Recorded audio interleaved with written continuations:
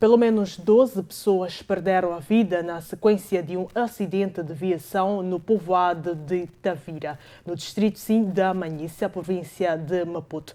Além de mortes, houve registro de 6 feridos, entre graves e ligeiros.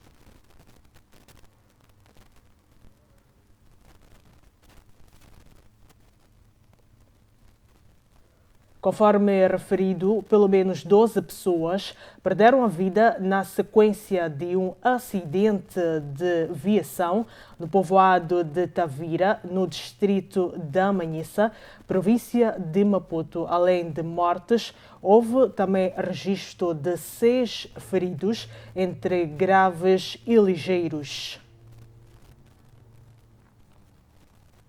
Seguimos agora com a seguinte nota, que dá conta de que a organização não governamental referiu em nota distribuída à comunicação social esta quinta-feira que o Programa de Resiliência e Desenvolvimento Integrado do Norte tem uma estrutura de gestão centralizada e a sociedade civil está-se excluída. Como tem sido habitual, a Renamo veio a público deixar o seu parecer sobre a passagem dos 47 anos da independência de Moçambique, que se assinala neste sábado, dia 25 de junho. O presidente do partido, Ossufo Mamad, disse que a independência não é completa, visto que o país se encontra mergulhado nas dívidas ocultas e tem crescido a onda de raptos de empresários. É deste modo que nos últimos tempos se assiste um autêntico festival de dilapidação do erário público que tem como exemplo eloquente as dívidas inconstitucionais e ilegais que começam a ganhar contornos preocupantes porque o seu julgamento está muito ensombrado por artimanhas políticas. Pior, a alta corrupção é praticada pelo próprio partido no poder, que se beneficiou de 10 milhões de dólares americanos da dívida imputada injustamente aos moçambicanos pelos deputados da bancada da Frelimo na Assembleia da República, ao incluir na Conta Geral de 2014. São também práticas do regime os raptos dos empresários, acadêmicos, jornalistas e todos críticos que se esforçam em contribuir na consolidação do nosso Estado.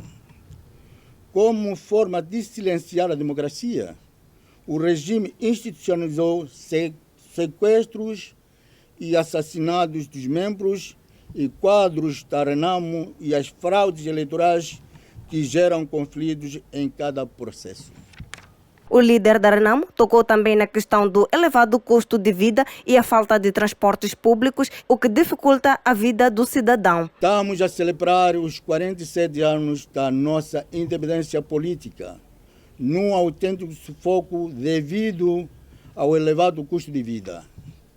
Hoje, está cada vez mais difícil ter uma refeição condigna, porque os combustíveis aumentam de preço de dia para a noite, e o governo do dia mostra-se incapaz de adotar medidas de proteção social às camadas mais vulneráveis.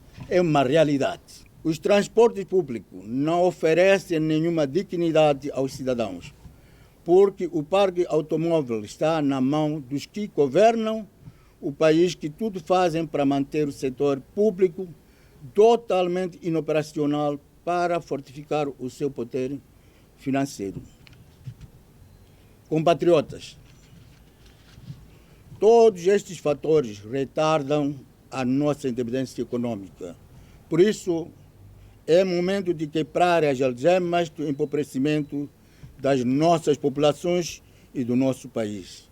Sem esta independência, continuaremos a ser um povo mendigo e sem dignidade, o que é inaceitável.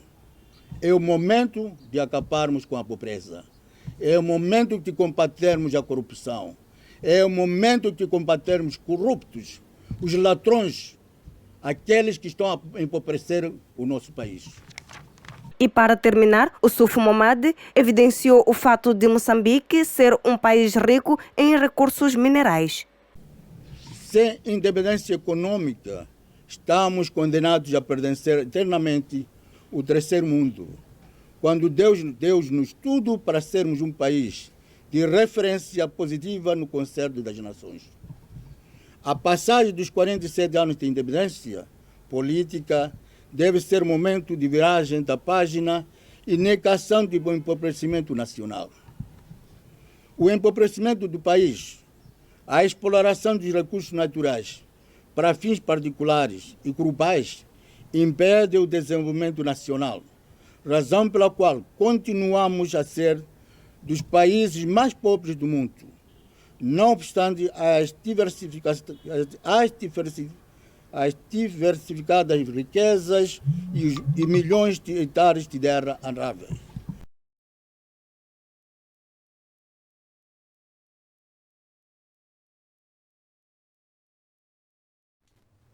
Em jeito mesmo de retificação, a nota que acabamos de acompanhar dá conta de que o líder da Renamo Suf Momad disse esta sexta-feira na cidade de Maputo que a independência de Moçambique não é total.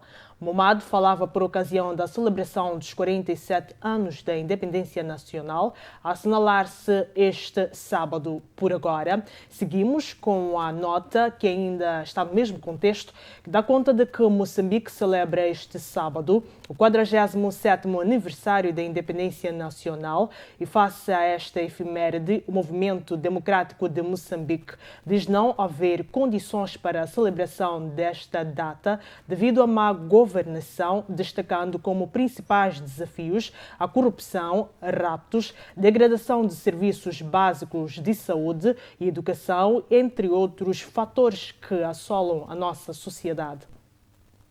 Passados 47 anos da independência nacional, os moçambicanos continuam a viver em incertezas, com o Estado capturado pela corrupção, raptos, tráfico de drogas e má governação.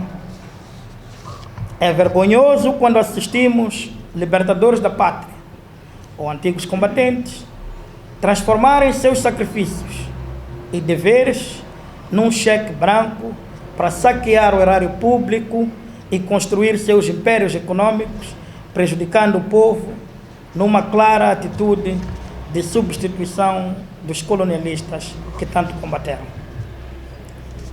Hoje, o Estado é completamente partidarizado e assente nas mesmas tendências do espírito dos primeiros anos da independência, com o Partido Estado de Vanguarda, onde, até hoje, testemunhamos a degradação dos serviços básicos de saúde, educação, transporte público, dentre outros serviços, como, por exemplo, a aquisição de um BI ou uma carta de condução. A crise na produção agrícola, derivada da falta de produção para satisfazer as necessidades básicas das famílias, a falta de clareza nas políticas e estratégias para o setor da agricultura, a instabilidade permanente nas pequenas e médias empresas para garantir o emprego e a empregabilidade, bem como a falta de segurança e tranquilidade públicas, são alguns exemplos de situações que preocupam o MDM. Imbuídos no espírito de um Moçambique para todos, avançamos com alguns desafios a todo o povo moçambicano. Estimular a alternância política e democrática através da maior participação da juventude na vida política. O país precisa de mudanças profundas e isso não se faz com um partido desatualizado e retrógrado.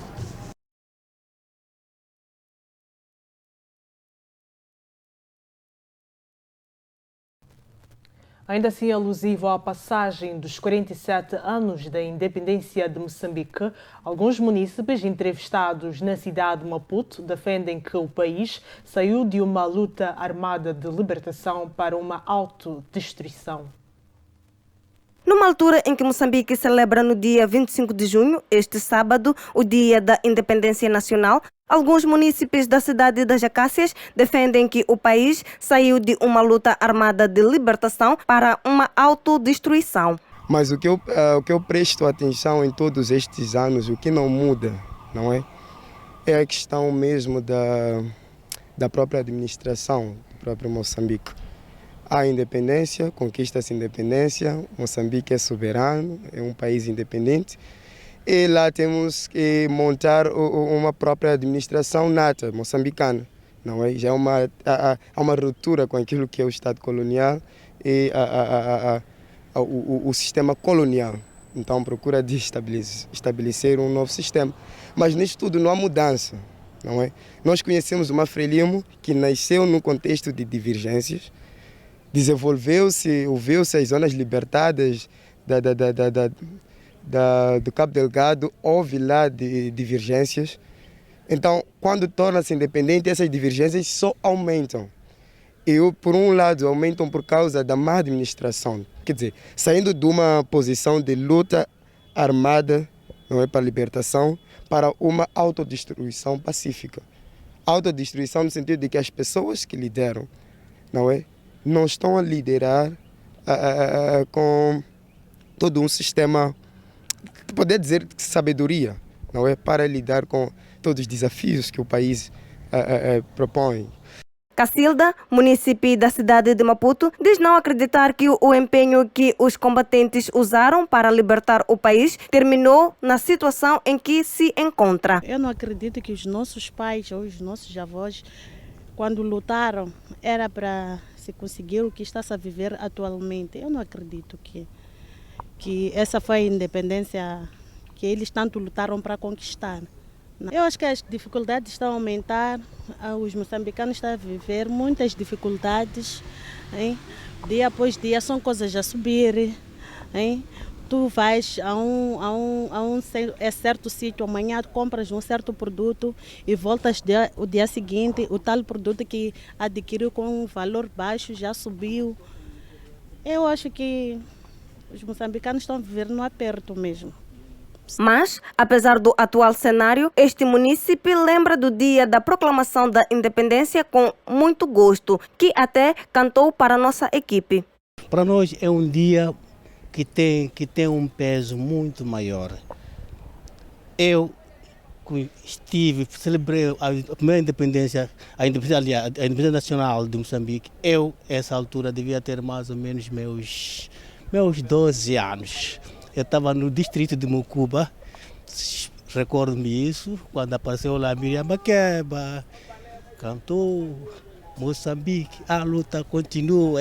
Mas era muito menino, mas até hoje me recordo desse dia. Foi um dia muito feliz para mim. E o resto, vamos abraçar esta causa que é da independência nacional, vamos nos unir, vamos deixar o que está acontecendo, mas olhar para nós próprios primeiro, porque para tudo correr bem, parte de nós. Se nós não estamos bem, o resto nunca há de ficar melhor. Estava aqui a cantar uma música que diz que cantou no dia da independência. Poderia cantar um trecho? Moçambique, a luta continua.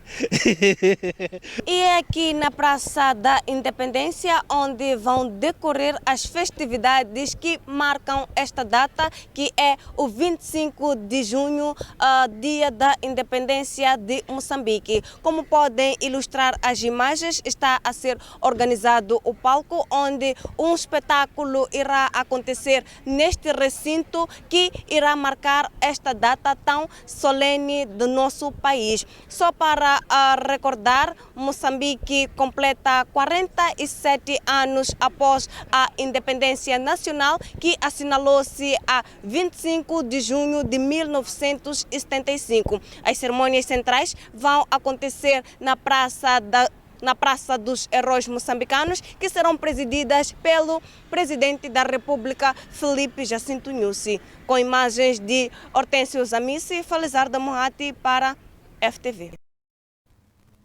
O Serviço Nacional de Migração pretende requalificar até o final do ano 4 postos de fronteira com a Tanzânia em Cabo Delgado. Região esta sob conflito armado no norte do país, segundo a fonte lusa. O programa aprovado na terça-feira pelo Conselho de Ministros vai ser implementado pela Agência de Desenvolvimento Integrado do Norte, criado em março de 2020 pelo governo para a promoção de ações de caráter multiforme visando o desenvolvimento socioeconômico das províncias de Cabo Delgado, Niassa e Nampula. De acordo com a organização não governamental, o programa está orçado em perto de 2,5 mil milhões de dólares e conta com apoio de parceiros como Banco Mundial, União Europeia, Nações Unidas e do Banco de Desenvolvimento Africano. Segundo a DW Notícias, o programa não prevê a participação da sociedade civil em nenhuma estrutura de apoio, supervisão e coordenação. Frisa a ONG, que também critica o tempo que o documento cujo nome foi alterado levou para ser aprovado pelo governo depois de quase 8 meses. O Centro para a Democracia e Desenvolvimento critica uma alegada exclusão da sociedade civil do programa que se espera que seja implementado nos próximos 5 anos. A organização não governamental referiu em nota distribuída à comunicação social esta quinta-feira que o Programa de Resiliência e Desenvolvimento Integrado do Norte tem uma estrutura de gestão centralizada e a sociedade civil está excluída. Foi divulgado hoje pelo Ministério da Defesa Nacional que as provas de classificação e seleção de jovens em idade militar decorrerão de 27 de junho a 12 de agosto do ano corrente. Nesse âmbito, o processo irá abranger. Para esta operação, serão abrangidos em todo o país um universo de 16 mil mancebos. Deste número, 12 mil são do sexo feminino e 4 mil do sexo masculino. Na mesma senda, o representante da Defesa Nacional destacou que há espaço para mais formação militar, mesmo havendo um efetivo considerável. Nós estamos cômodos em relação aos efetivos que agora temos, mas como setor de defesa, temos que a todo momento ter no nosso banco de dados jovens considerados aptos para, em caso de necessidade, podermos recorrer a eles para este efeito. Portanto, nós estamos confortáveis com os efetivos que agora temos. Respondem às nossas necessidades. Questionado sobre os ataques que têm acontecido no centro de acomodação dos refugiados, o representante afirma: até este momento, não tenho nenhuma informação a este respeito, mas se já há alguma informação a ser veiculada, é, de facto, motivo de nós podermos averiguar a veracidade desta informação. É tudo quanto posso responder em relação a esta matéria. O Ministério da Defesa diz que terá lugar em todo o território nacional, entre 27 de junho a 12 de agosto, provas de classificação e seleção de jovens em idade militar. Esta informação foi avançada esta sexta-feira na cidade de Maputo pelo representante deste Ministério. Para que este objetivo se materialize, a Eletricidade de Moçambique está a implementar diversas atividades com vista, primeiro, a equilibrar o gênero dentro da empresa, assim como a criação de um ambiente de harmonia na instituição. A principal prioridade desta estratégia de gênero da EDM é aumentar ou alcançar 40% de equilíbrio de gênero dentro da EDM. Isto significa que a EDM pretende ter 40% de mulheres dentro da sua força de trabalho. É prioridade também criar um ambiente saudável, um ambiente que propicia a promoção e o desenvolvimento da mulher dentro da empresa. Célia Langa disse ainda que das vagas existentes na empresa, 50% são destinadas a mulheres. Neste momento estamos a 18%, o caminho ainda é muito longo mas nós temos expectativa de conseguir lá chegar. Hoje vamos testemunhar a assinatura de contratos de bolsas de estudo com raparigas que foram encontradas a nível do mercado. A EDM lançou este concurso em janeiro e hoje vamos colher os frutos, é o primeiro passo. Temos também um programa de contratação que está no nosso regulamento de contratações internas, em que 50% das nossas vagas devem ser para mulheres. Um dos desafios que a empresa enfrenta é a não capacitação das raparigas nas instituições técnicas. A EDM é maioritariamente técnica operacional e cerca de 80% da massa laboral é mesmo operações. Então a nossa luta é desenvolver programas técnicos que possam empoderar e expor a rapariga ao setor técnico. Uma das maiores desvantagens que a gente tem neste momento, e isto tem a ver com o mercado e não só com a EDM, é que as escolas também não estão a produzir as raparigas com o perfil que a EDM precisa. Então, o que nós estamos a fazer é um esforço conjunto de trabalhar com a comunidade, com a escola. Temos vários memorandos de entendimento nacionais e internacionais com vista a aumentar o número de raparigas a aderirem a esta área técnica nas escolas, de forma a garantir que realmente, quando juntam-se à EDM, já tem um perfil necessário para desempenhar as funções operacionais. Até o ano de 2030, a EDM prevê contratar 2.000 mulheres. Para que possa se atingir essa meta, um plano de ação composto por cerca de 40 atividades foi traçado por um período de 10 anos e está previsto um orçamento de cerca de 600 milhões de meticais, à razão de 60 milhões por ano. E a seguinte nota que acabamos de acompanhar dá conta que a eletricidade de Moçambique prevê alcançar 40% de colaboradores do sexo feminino até 2030. Este projeto foi divulgado esta quinta-feira, quando do lançamento da Estratégia de Gênero 2021-2030 na cidade de Maputo. Seguimos agora com a nota que dá conta de que o Ministério da Defesa diz que terá lugar em todo o território nacional entre 27 de junho a 12 de agosto. Provas de qualificação e seleção de jovens em idade militar. Esta informação foi sim avançada esta sexta-feira na cidade de Maputo pelo representante deste Ministério. Foi divulgado hoje pelo Ministério da Defesa Nacional que as provas de classificação e seleção de jovens em idade militar decorrerão de 27 de junho a 12 de agosto do ano corrente. Nesse âmbito, o processo irá abranger. Para esta operação, serão abrangidos em todo o país um universo de 16 mil mancebos. Deste número, 12 mil são do sexo feminino e 4 mil do sexo masculino. Na mesma senda, o representante da Defesa Nacional destacou que há espaço para mais formação militar, mesmo havendo um efetivo considerável. Nós estamos cômodos em relação aos efetivos que agora temos, mas como setor de defesa, temos que a todo momento ter no nosso banco de dados jovens considerados aptos para, em caso de necessidade, podermos recorrer a eles para este efeito. Portanto, nós estamos confortáveis com os efetivos que agora temos. Respondem às nossas necessidades. Questionado sobre os ataques que têm acontecido no centro de acomodação dos refugiados, o representante afirma: até este momento, não tenho nenhuma informação a este respeito, mas se já há alguma informação a ser veiculada, é, de facto, motivo de nós podermos averiguar a veracidade desta informação. É tudo quanto posso responder em relação a esta matéria. Mesmo com a atualização da tabela salarial, que reduzirá o desequilíbrio remuneratório dos funcionários públicos de 63% para 21%, o governo reconhece sim persistir o elevado índice de discrepância salarial da administração pública, o que cria um cenário de ineficiência e desmotivação por parte dos agentes e funcionários do Estado no exercício das suas atividades.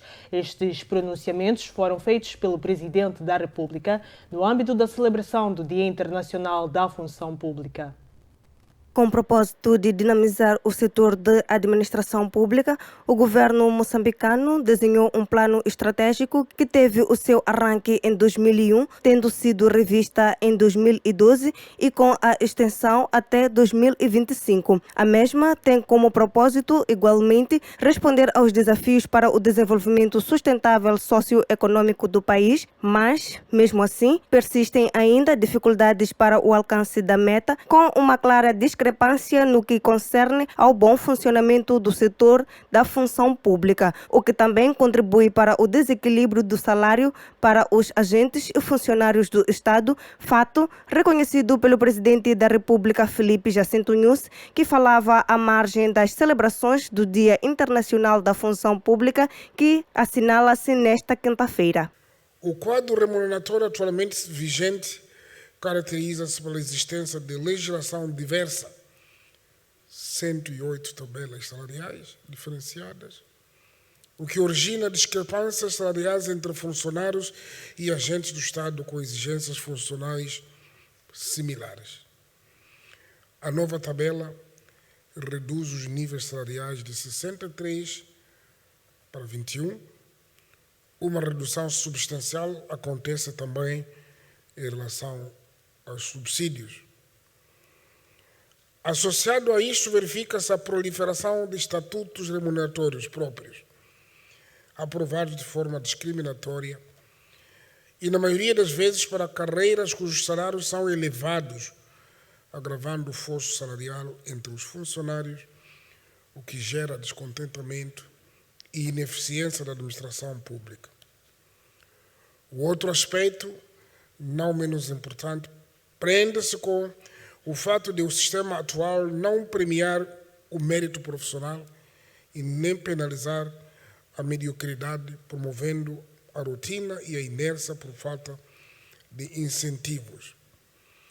Adicionalmente, no sistema atual, a evolução profissional depende principalmente do tempo de permanência na carreira e do nível acadêmico, em detrimento do empenho e mérito do desempenho das suas funções. E neste contexto, a Assembleia da República aprovou recentemente a Lei 5/2022, de 4 de fevereiro, para regular os agentes e funcionários do aparelho do Estado.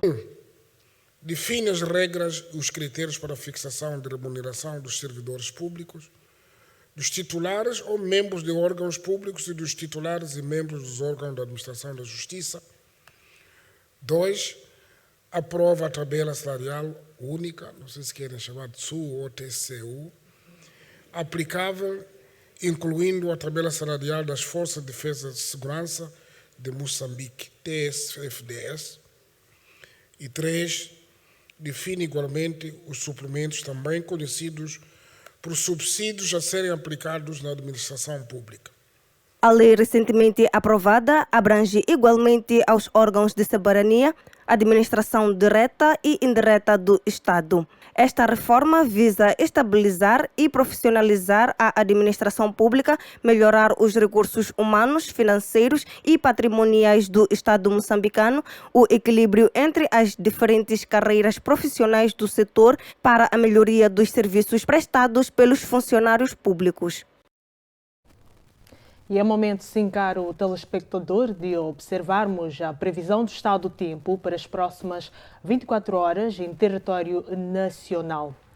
Vamos sim ao encontro da zona norte do país, iniciando sim com Pemba, que observa sim uma máxima de 28 graus e mínima de 20, com previsão de chuva e céu nublado. Seguimos sim para Nampula, que igualmente apresenta céu nublado e previsão de chuva, com previsão de máxima 26 graus e mínima de 17.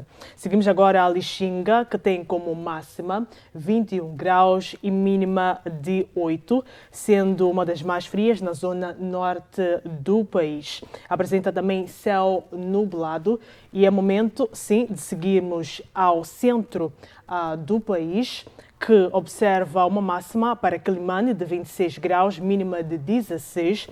Pemba, com uma máxima de 27 graus, mínima de 17. Seguimos igualmente para Tete, que é uma das mais quentes, que observa uma máxima de 30 graus, mínima de 16. Fechando sim com Chimoio, que observa uma máxima de 22, mínima de 12, que apresenta previsão de chuva e céu nublado. É o momento também, igualmente, de seguirmos agora a zona sul do país, que iremos observar já a seguir a previsão real para as próximas 24 horas em Moçambique.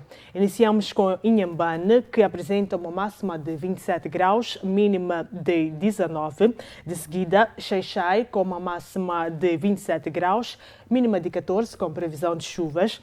E, por fim, Maputo, com uma máxima de 28 graus, mínima de 15. Esta foi a previsão do estado do tempo para Moçambique. Seguimos agora para a taxa cambial. E observamos os números que irão sim ser ilustrados aqui na tela, em que o dólar apresenta a compra de 63 meticais e 23 centavos e a venda a 64 meticais e 49 centavos. O rand observa a compra de 3 meticais e 96 centavos e a venda a 4 meticais e 4 centavos. Seguimos agora para o euro, que apresenta a compra de 66 meticais e 73 centavos e a venda a 68 meticais e 6 centavos. Libra, por fim, apresenta a compra de 77 meticais e 75 centavos e a venda a 79 meticais e 30 centavos. É o momento, sim, de seguirmos a uma breve pausa e voltamos dentro de instantes com o essencial da informação no que diz respeito à atualidade internacional já a seguir. Até já.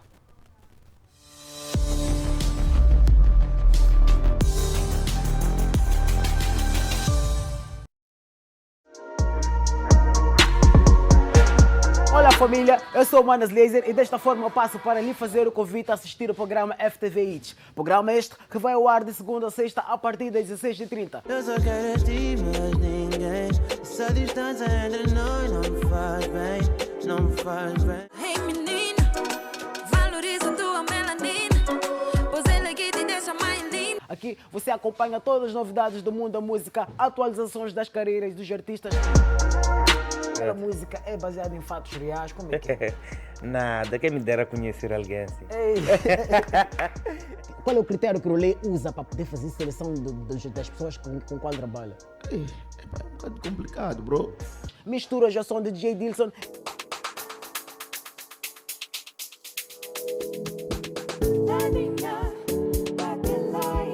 Vídeos e muito mais.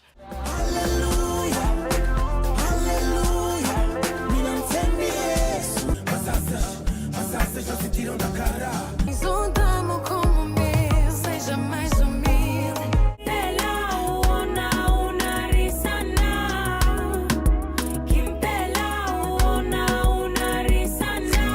Fiquem sempre ligados ao bom do entretenimento aqui no programa FTV Hits, na televisão FTV.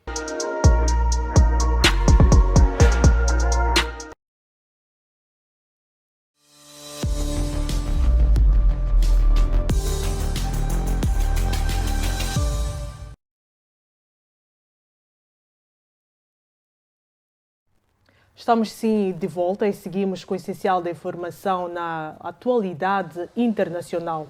O ministro da Saúde da África do Sul, Joy Pala, revelou que o primeiro caso confirmado da varíola dos macacos foi detectado no país. Pala falava ainda na mídia, ou melhor, esta quinta-feira, depois da reunião do governo, e apelou à calma à população. Esta quinta-feira, o ministro da Saúde sul-africano confirmou o primeiro caso da varíola dos macacos na África do Sul e diz não haver razões para pânico, até porque as autoridades sanitárias sul-africanas dizem estar em alerta máximo. Ontem recebi um relatório do Laboratório do Serviço Nacional de Saúde indicando que estes testes laboratoriais confirmaram o primeiro caso da varíola de macacos na África do Sul. O paciente é um homem de 30 anos de idade, de Joanesburgo e sem histórico de viagem, o que significa que não pode ter adquirido noutro lugar. Portanto, esta doença está cá entre nós, frisou. De acordo com a Rádio Moçambique, o ministro da Saúde sul-africano revelou que já iniciou o processo de rastreio de contactos de casos confirmados de varíola de macacos. De salientar que este anúncio é feito no mesmo dia em que a África do Sul deu a conhecer o fim das medidas restritivas da Covid-19.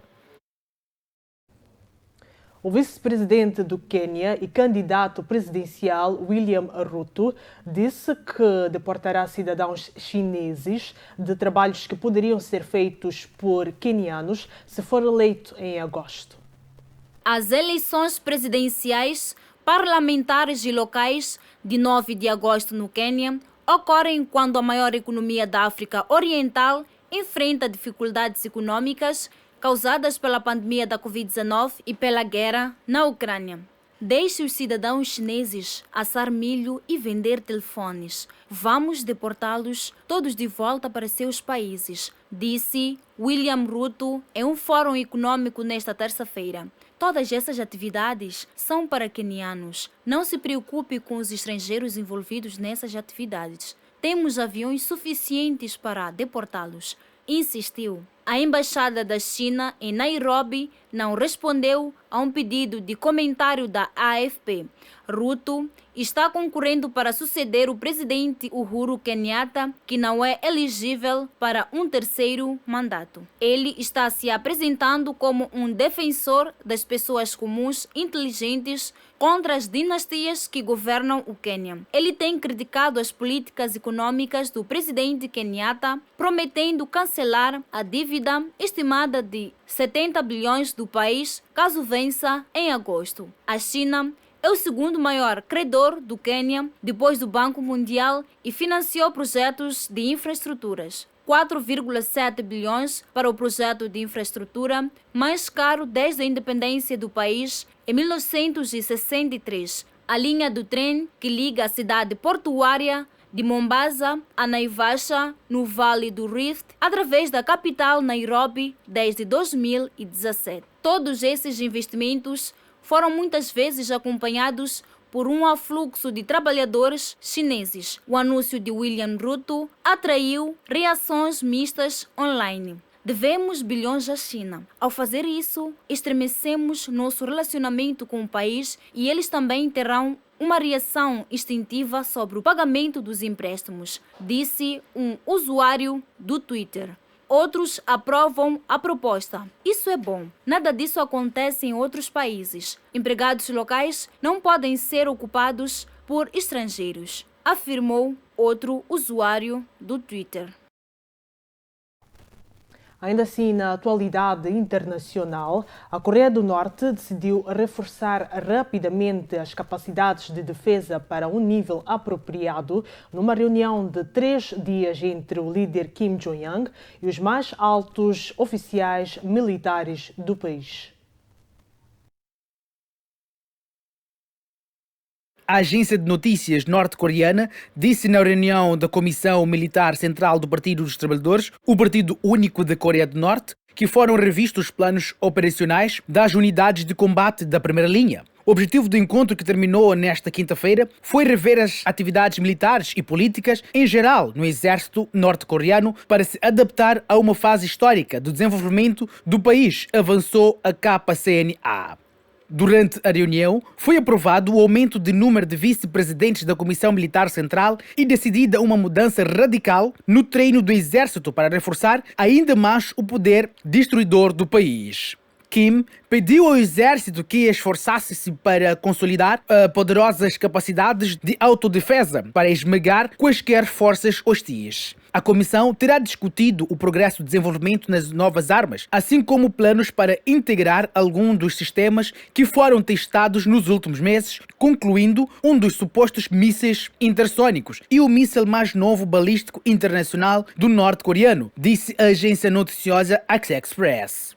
A Coreia do Norte realizou este ano 19 testes de mísseis balísticos, um número recorde. Em março, Pyongyang testou um míssil balístico intercontinental capaz de atingir os Estados Unidos, violando uma monitoria de 2015 em grande parte de testes de mísseis.